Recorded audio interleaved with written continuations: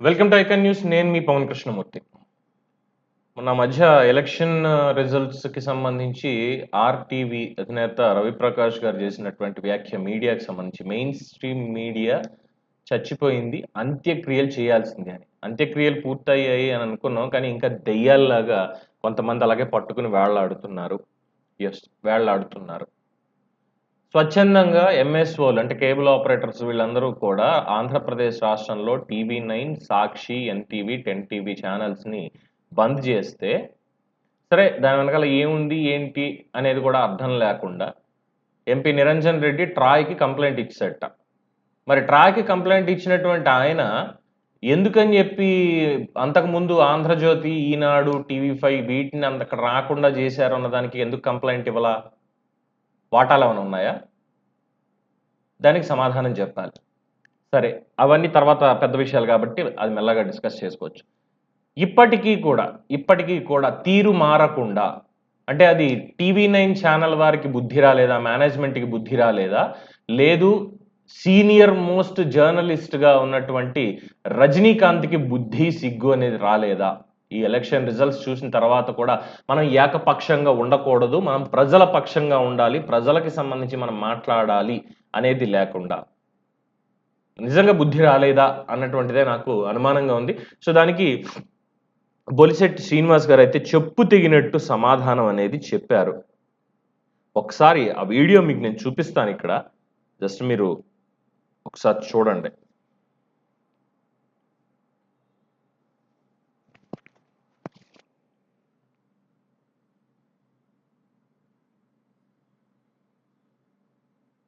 Janasena party ఈ బంధం, ఈ బలం లాస్ట్ వరకు, చివరి వరకు కంటిన్యూ చేసి ఆంధ్రాకు ఉపయోగపడేలాగా చేయడంలో మీరు ఇప్పటి వరకు పోషించిన పాత్ర పోషిస్తారా, కంటిన్యూ చేస్తారా?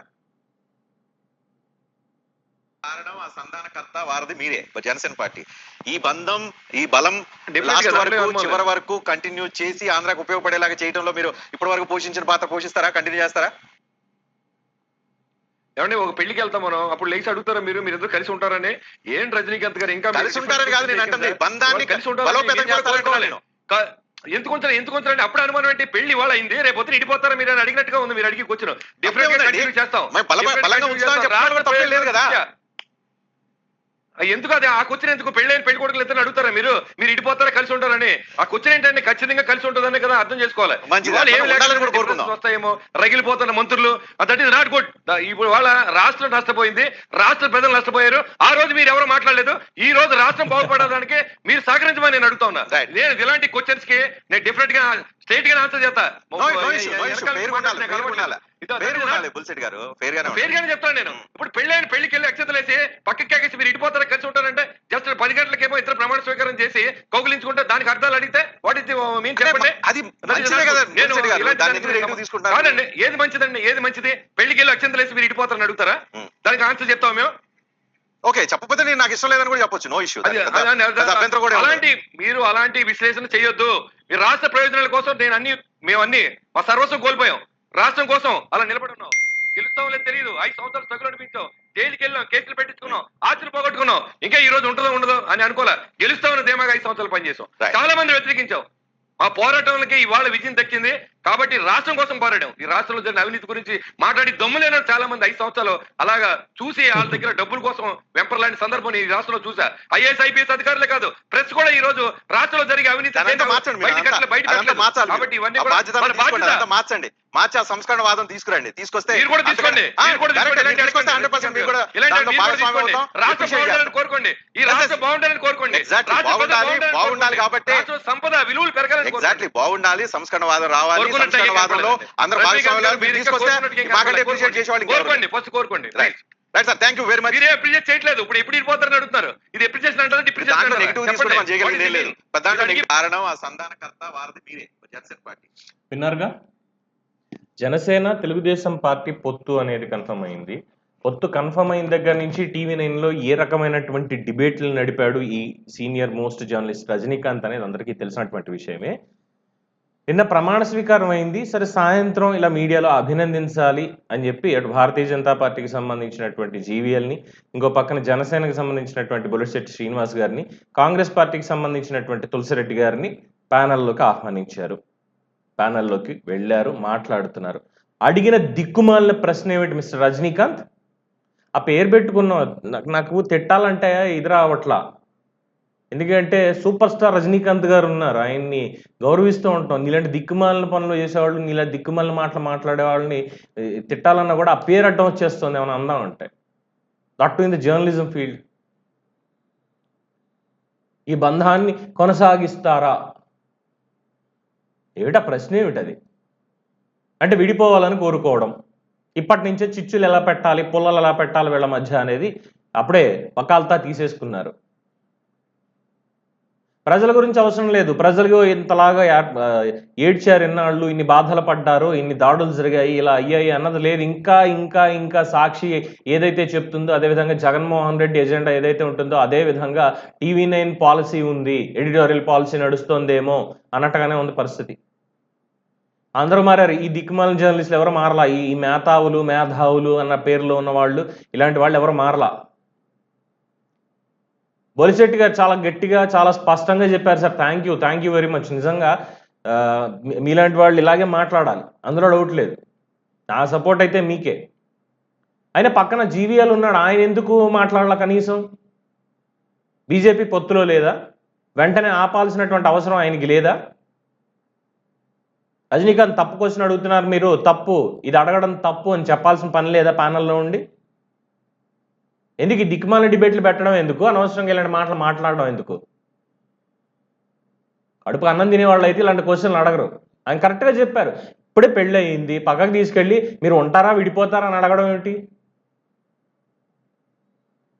10 ఏళ్ల పాటు ఈ ప్రభుత్వం, ఈ పొత్తు ఇలాగే కంటిన్యూ అవుతుంది. ఎవరున్నా లేకపోయినా జనసేన తెలుగుదేశం పార్టీ కలిసే ఉంటాయి. 2 సార్లు ప్రభుత్వాన్ని ఏర్పాటు చేసి రాష్ట్ర దశ దిశ మారుస్తాయని ముందు నుంచి చెప్తూ ఉంటే, ఆ పొత్తుకి తూట్లు ఎలా పెట్టాలి అన్నటువంటి కార్యక్రమాల్ని రెచ్చగొట్టి మరీ చేసినటువంటి వీళ్ళ మేనేజ్మెంట్ మారిందో లేదో నాకైతే తెలియట్లేదు. వీళ్ళ ఇంకా మారకపోతే సాక్షికి పట్టినటువంటి గతే వీళ్ళకి కూడా పడుతుంది, డౌట్ లేకుండా.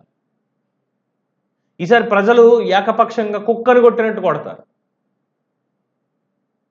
So senior most journalist Rajinikanth, Andhra Pradesh ఆర్థిక వ్యవస్థ ఏంటి, ఆంధ్రప్రదేశ్ లిక్కర్ ఇష్యూస్ ఏంటి, ఇసుక పాలసీ ఏంటి, ఆంధ్రాలో ఏ ప్రమాదాలు జరిగాయి ఇప్పటి వరకు, ఎందుకు జరిగాయి, రోడ్లు ఎలా ఉన్నాయి, మౌలిక సదుపాయాలు ఎలా ఉన్నాయి, వీటన్నిటికీ సంబంధించి గ్రౌండ్ లెవెల్ రిపోర్ట్, ముఖ్యంగా అమరావతికి సంబంధించి ground level report inch by inch వీటిని కవరేజ్ చేసి, ఇదిగో ఇవి ఉన్నాయి, ఇప్పుడున్నటువంటి ప్రభుత్వం వీటిని నెరవేర్చాలి, వీటిని క్లియర్ చేయాలి, వీటిని బాగు చేయాలి, ఇవి చెప్పండి. ప్రజలు చూస్తారు, ఆదరిస్తారు, అభిమానిస్తారు. అంతే తప్ప తప్పే ఉందా? నేను అడిగితే తప్పే ఉందా? ఈ పెళ్ళైనప్పుడు ఎవరన్నా పక్కకు పిలిచిలా అడుగుంటే తెలిసేది నొప్పి ఏంటనేది. నీకు తెలియక ఇలాంటివి అడగడం.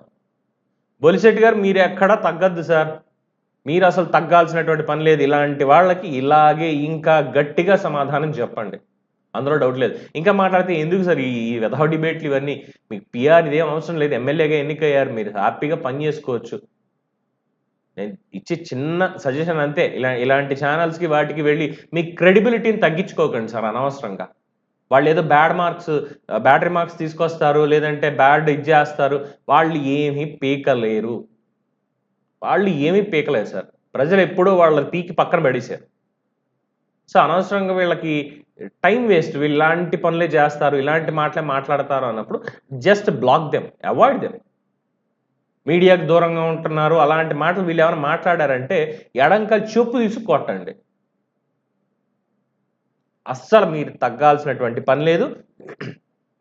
ఇంకా అట్లీస్ట్ తులసిరెడ్డి గారు ఆయన అడుగుంటే ఈ ప్రశ్న, రజనీకాంత్ కాకుండా ఆయన అడుగుంటే, ఏంటి బొలిశెట్టి గారు, తెలుగుదేశం జనసేన బంధం బాగుంది, మరి ఇది కంటిన్యూ చేస్తారా, ఎంతవరకు ఇది కంటిన్యూ చేస్తారు అంటే ఆయనకి లేదు సార్, మీకు ఉన్నటువంటి అనుమానం మీకు ప్రతిపక్షంగా మీకు ఉండొచ్చు, కానీ మాకైతే ఏం లేదండి అని ఆయన సమాధానం చెప్పుండేవాళ్ళేమో.